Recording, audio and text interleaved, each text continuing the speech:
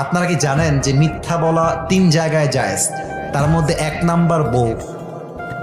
আপনি একটা শাড়ি কিনে নিয়ে আসছেন, শাড়ির দাম হচ্ছে মাত্র 1000 টাকা। এখন বউ যদি শোনে যে দাম 1000 টাকা, বউ তো রাগ করবে, বলবেন যে 10,000 টাকা। জায়েজ আছে এটা, সুবহানাল্লাহ পড়বেন না আপনারা? আচ্ছা, আপনার বউয়ের সঙ্গে আপনার মায়ের বনিবনা হয় না, এটা আবার রাগ করেন না, এটা কিন্তু হয়। শাশুড়ি বউকে দেখতে পারে না, বউ শাশুড়িকে দেখতে পারে না, ঠিক আছে না ভুল বললাম?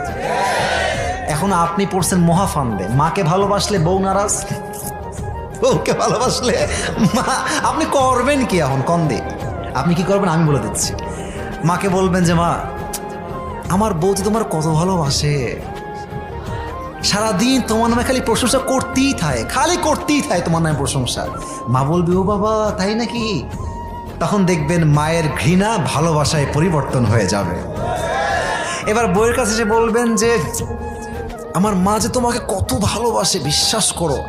আমাকে সকালে বলছে এই খবরদার, বউকে গিয়ে শাড়ি কিনে দিবি, শপিং করে দিবি, ঘুরতে নিয়ে যাবি, কক্সবাজার যাবি, সাজেক ভ্যালি যাবি।